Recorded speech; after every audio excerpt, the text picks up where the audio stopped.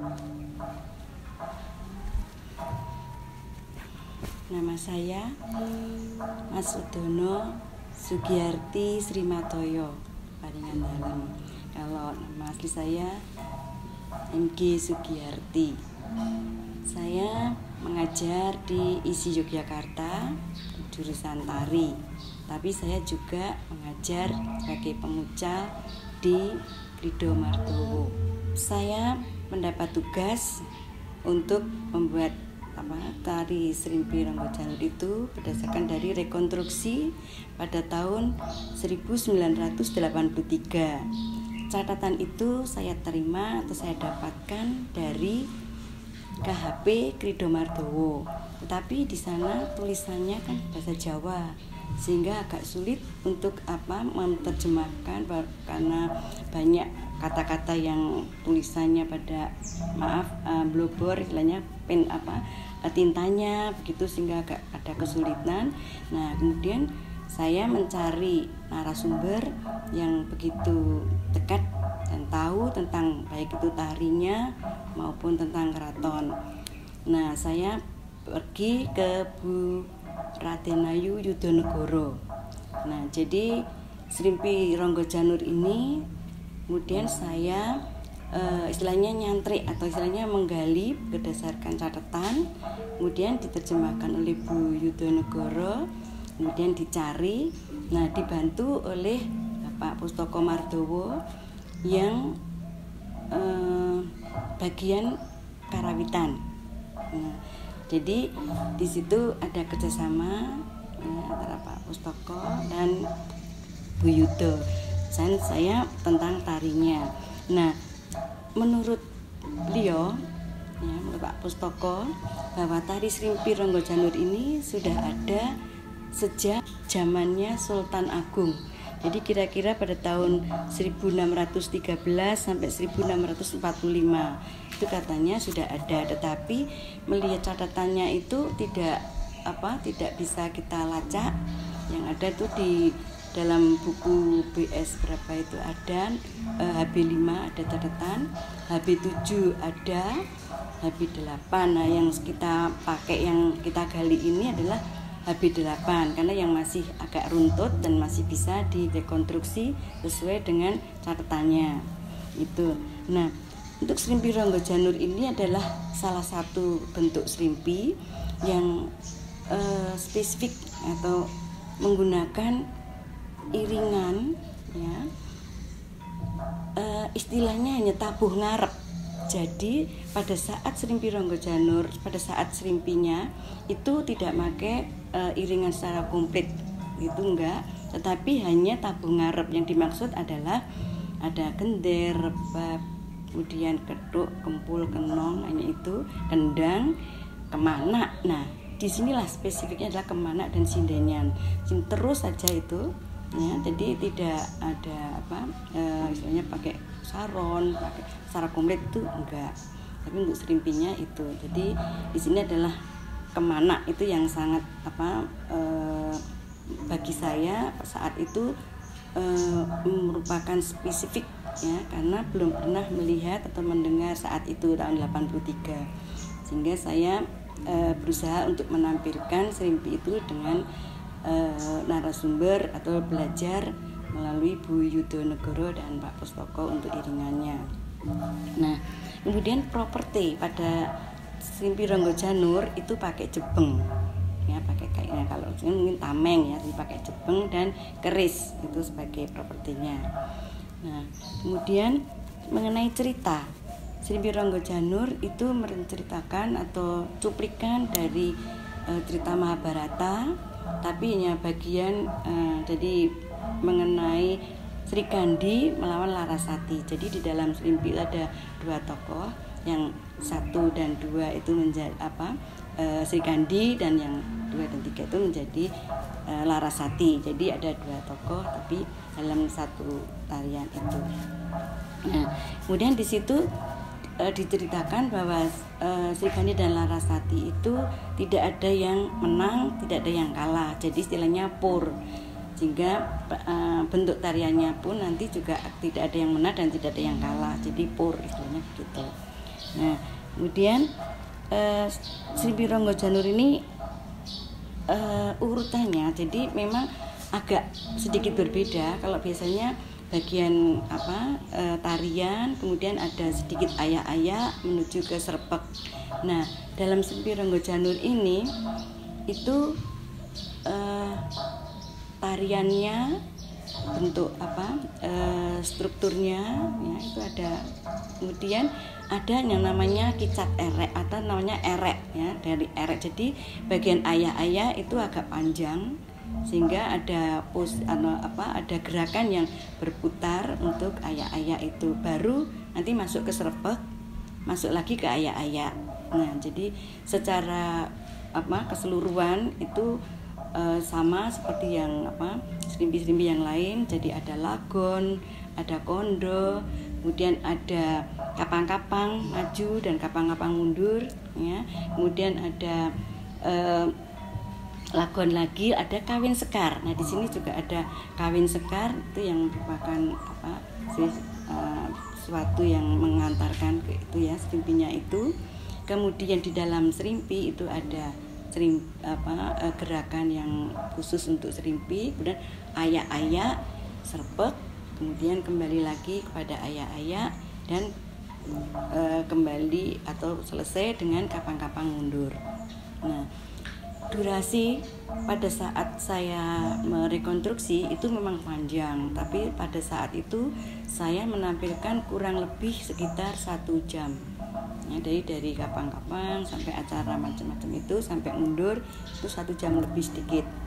Nah, untuk kali ini dalam rangka Uyon-Uyon ini tanggal 21 Juni tahun 2021 itu kita tidak full, tidak yang panjang, tetapi ada pemadatan. Walaupun secara struktur atau secara garis besar semuanya itu ada di situ, cuma ada pengurangan karena yang panjang itu ada hanya diulang-ulang begitu, tapi untuk ini kita pendekkan. Memang ada bermacam-macam karena spesifik dari iringan Ronggo Janur itu merupakan gending yang satu ulian itu hanya 7 gongan. Jadi seandainya mau bikin pendek atau panjang tinggal mengalihkan berapa kali ulian begitu. Jadi misalnya 7 gongan selesai, mau dibuat lagi ya 2 kali, tambah nanti ada 4 lagi untuk menuju ke ayak-ayak. Nah, pernah dulu hanya dibuat untuk tamu itu 13 menit, pernah juga 25 menit, pernah juga sampai 1 jam full. Nah, kemudian kemarin itu juga oleh Dinas Kebudayaan karena sudah lama sekali sejak tahun 83 itu dipentaskan dan kemarin mau diajukan sebagai warisan budaya tak benda, itu diusahakan untuk diajukan sehingga dibikin lagi dokumentasi. Nah, didokumentasikan lagi yang versinya panjang. Akhirnya pada tahun 2017 Srimpi Ronggo Janur diakui warisan budaya tak benda, ya, warisan budaya tak benda oleh Kementerian Pendidikan dan Kebudayaan Republik Indonesia. Itu diberikan kepada Srimpi Ronggo Janur yang berpusat atau yang ada catatannya di dalam Keraton Yogyakarta.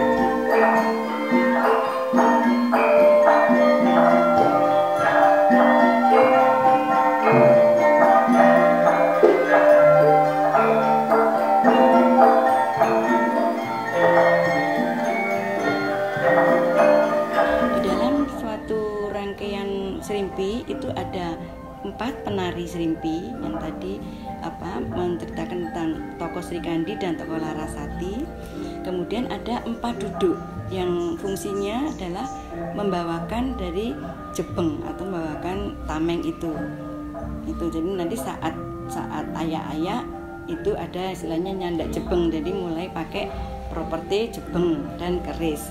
Kemudian nanti setelah selesai ayak-ayak, setelah selesai perang itu juga akan jebeng dilepas dan dikembalikan atau diberikan pada duduk lagi.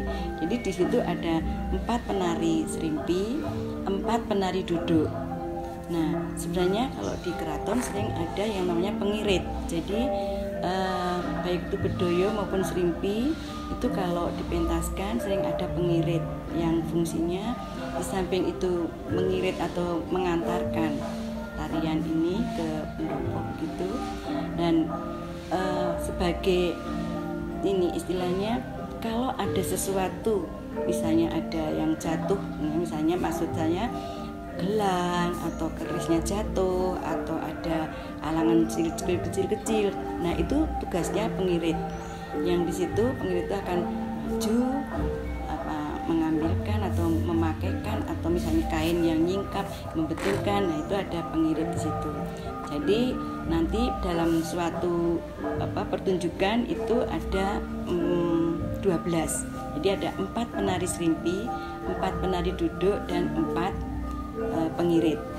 Itu secara keseluruhan begitu. Hanya kali ini ada sedikit keinginan bahwa pada saat kapang-kapang maju maupun mundur itu memakai gending gati. Jadi ada musik yang masuk. Kalau dulu itu gending gunjang seret maupun gending lipur sari. Jadi ladrang gitu aja untuk berjalan kapang-kapangnya maju dan mundur. Tapi untuk kali ini dalam uyon-uyon ini tanggal 21 Juni besok tahun 2021 itu mau diberi dengan atau mau pada saat kapang-kapang maju maupun mundur itu dengan gending gati. Jadi mungkin ada orkes atau ada musik yang masuk di situ. Ini sebuah mungkin mencoba atau dalam kali ini mau dibuat dengan gending gati gitu. Nah, kemudian durasinya juga pendek. Jadi saya mengambil dari kira-kira 25 gongan saja karena aslinya ada 46 gongan, tetapi ini coba mencoba 25 gongan saja untuk khusus serimpinya. Jadi nanti masih tambah dengan ayak-ayak dan serpek.